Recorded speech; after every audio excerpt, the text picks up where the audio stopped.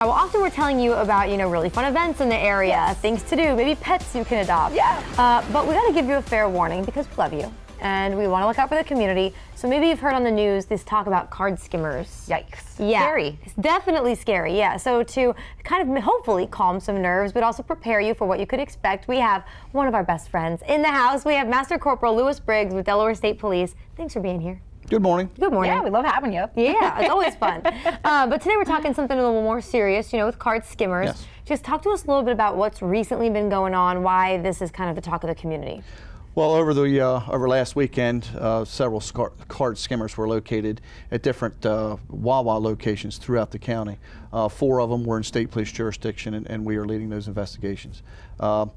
These card skimmers, we get reports of them, not just us, but other agencies get reports of them. Most recently, in addition to the ones that we just had this past weekend, I know there was one in Georgetown at a local business there on East Market Street, and they put an alert out. So prompted a lot of people to check their bank accounts and to see what's going on if they've actually been a victim of one of those skimming devices. Yeah. Yikes. Yeah. Where are we finding these? Like convenience stores, gas stations? Some of the skimming devices are at gas stations, gas stations, convenience stores, and in some cases other retail businesses. Yikes. Okay. I know you mentioned Wawas, but I've heard of these being shown up, kind of everywhere. Yeah. So what can store managers and customers alike look for to know, if there's something suspicious? Yes.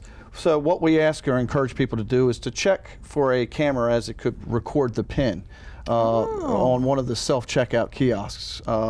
It would be somewhere in that kiosk.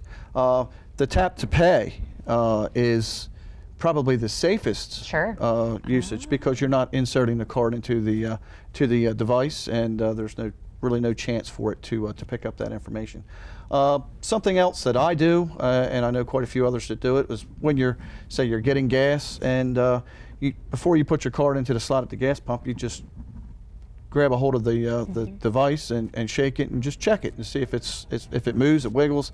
There's a pretty good chance that there's a problem. So, and then we encourage and remind everyone to tell the management, inform the management right away, and then they in turn will notify us. Okay, interesting. And you have actually one of these card skimmers to show us. I'm really excited you brought one because I've always wondered, how. Great. How do you know? How do you get it? And how did you make it? This is one of the devices that's been recently recovered.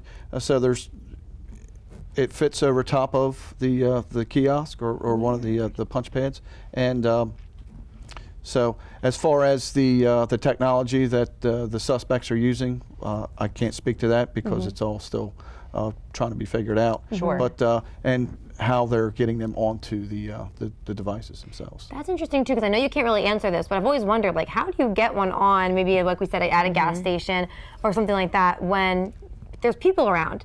Right, there's people around, there's CCTV footage. I mean, I think a lot of people tend to mind their business in a lot of ways. That's true, yeah. What do you think? And these are all things that we are currently investigating with local law enforcement and as well as federal law enforcement. Very interesting. Okay, so I know you mentioned, just wiggling the little thing around, also checking your bank accounts. Is there anything else we should be looking out for to make sure that we're staying safe? Just what I said earlier, make sure that stay vigilant. Anytime you're using a credit card or a debit card, not just with skimming devices or when you're actually using a card, but online as well. We always have quite a few online scams, and unfortunately people fall victim to those. So it's not the same, but it kind of falls into that same financial crimes investigation type activity. I hear about it a lot happening before the holiday season too. Is that a common theme?